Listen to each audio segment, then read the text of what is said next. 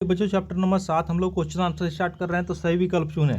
William Jones भारतीय इतिहास, दर्शन और कानून का अध्ययन क्यों जरूरी मानते थे?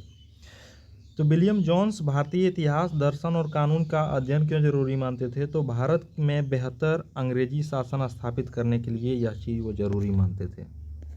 ऑप्शन नंबर क। आधुनिक शिक्षा की भाषा किसको बनाया गया? अंग्रेजी को बनाया गया। एशियाटिक सोसाइटी ऑफ बंगाल की स्थापना किसने की? तो विलियम जोन्स ने की। एशियाटिक सोसाइटी ऑफ बंगाल की स्थापना विलियम जोन्स ने की। औपनिवेशिक शिक्षा ने भारतीयों के मस्तिष्क में हीनता का बोध पैदा कर दिया। गांधी जी ऐसा क्यों मानते थे? क्योंकि अंग्रेजी भाषा में शिक्षा के कारण ऐसा मानते थे।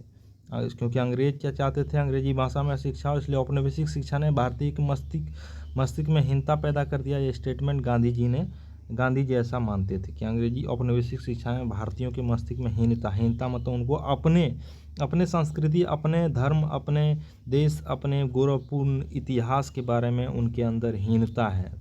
मतलब मन उतना पॉजिटिव नहीं सोचता है अपने बारे में, वो सोचता है अपना हमारा संस्कृति कमज़ोर था, ये चीज़। तो गांधी जी ने ऐसा बोला था कि उसके अंदर हीनता पैदा कर दिया है, चूँकि अंग्रेजी भाषा में शिक्षा के कारण।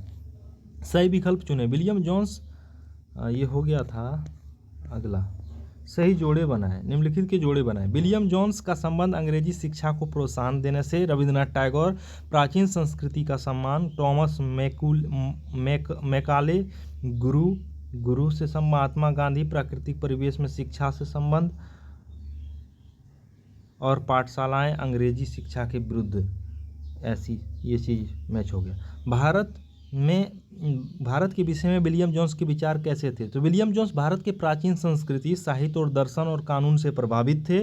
वे मानते थे कि भारतीय ज्ञान को गहराई से समझना ब्रिटिश शासन को मजबूती करने में सहायक होगा, इसलिए उन्होंने संस्कृत ग्रंथों का अध्ययन किया और उसका अनुवाद भी किया। तो वो मानते थे कि अगर हम भारतीयों के पुराने इतिहास को अच्छा से समझेंगे, इनके सारे धार्मिक मूल्यों को समझेंगे, इनकी किताबों को इनके वेद पुराण आदि का अध्ययन करेंगे, इनके पुराने किताबों को अध्ययन के साहित्य, दर्शन आदि का अध्ययन करेंगे, तो कानून अच्छे तरीके से हम लोग बना पाएंगे और भारतीयों पर अच्छे तरीके से शासन कर पाएंगे। उसने इसलिए संस्कृत ग्रंथों, जो पुराने ग्रंथ है, उसका अध्ययन किया उन्होंने, विलियम जोन्स ने, और उसका अनुवाद, ट्रांसलेशन करवाया। टॉमस मैकाले भारत में किस प्रकार का शिक्षा शुरू करना चाहते थे? इस संबंध में उनका क्या विचार था? टॉमस मैकाले अंग्रेजी माध्यम की शिक्षा के समर्थक थे, जो भारतीयों को मतलब नीच दृष्टि से नीचा मानते थे कि अंग्रेजी भाषा पश्चिमी ज्ञान से भारतीयों को सभ्य बनाया जा सकता है। वो मानते थे कि भारतीयों को सभ्य बनाने के लिए भाषा में अंग्रेजी शिक्षा दिया जाए, उसे पश्चिमी ज्ञान यानी यूरोपीय ज्ञान उनको दिया जाए। उन्होंने ऐसा वर्ग तैयार करना चाहा जो भारतीय होकर भी अंग्रेज हो, मतलब अंग्रेज लोग को भारत में ही अंग्रेजों को पैदा करना चाहा, मतलब भारत के लोगों में अंग्रेजी माइंडसेट लाने का कोशिश किया, ताकि भारत अंग्रेज की तरह सोचे, अंग्रेज का समर्थन करे। भारत में अंग्रेजी शिक्षा का उद्देश्य क्या था? उसका स्वरूप कैसा था? अंग्रेजी शिक्षा का उद्देश्य भारत को प्रशासनिक कार्यों के लिए प्रशिक्षित करना था। भारतीयों को प्रशासनिक कार्यों के लिए क्या करना था? एडमिनिस्ट्रेटिव वर्क के लिए शिक्षित करना, ट्रेनिंग करवाना था। अंग्रेजी शिक्षा का उद्देश्य भारतीयों को ट्रेनिंग देना था कि वह प्रशासनिक कार्य को कर पाए। इसका स्वरूप पश्चिमी विचारों और अंग्रेजी भाषा पर आधारित था। कैसे थे? पश्चिमी विचार, जो पुराने उस समय के विचार थे, पश्चिम यूरोपीय विचार, उस पर आधारित था, वहाँ के ज्ञान पर आधारित था, अंग्रेजी भाषा पर आधारित था। यह शिक्षा भारतीय संस्कृति और भाषा को उपेक्षा करती थी, यानी नीचा दृष्टि से देखती थी। भारतीय शिक्षा के विषय में महात्मा गांधी और रविन्द्रनाथ टैगोर के विचार बताएं। महात्मा गांधी व्यावसायिक और नैतिक शिक्षा के पक्षधर थे। किसके थे? महात्मा गांधी व्यावसायिक और नैतिक शिक्षा के पक्षधर थे। वे शिक्षा को जीवन के साथ जोड़कर देखना चाहते थे और मातृभाषा में शिक्षा के समर्थक थे। वो शिक्षा और जीवन को जोड़कर देखना चाहते थे। नैतिक शिक्षा मतलब मोरल एजुकेशन, है ना, जैसे माता पिता को प्रणाम करना, बड़े लोगों का आदर करना, ये सभी चीज़ों को, गरीबों को सम्मान, ये नैतिक शिक्षा है, इनका समर्थक करते थे। व्यावसायिक शिक्षा मतलब उद्योग धंधा कैसे चले, बिजनेस व्यापार कैसे बढ़े, उसके लिए शिक्षा, वो दोनों के लिए दोनों का समर्थक थे। मातृभाषा में शिक्षा के समर्थक रविन्द्रनाथ टैगोर प्राकृतिक परिवेश में शिक्षा और रचनात्मक रचनात्मकता और स्वतंत्रता के पक्षधर थे। वे चाहते थे कि शिक्षा बालकों के सहज जिज्ञासा को बढ़ावा दे, मतलब बालक खुद ही शिक्षित होना चाहे, ऐसा भावना पैदा करना चाहते थे, खुद ही स्कूल जाना चाहे।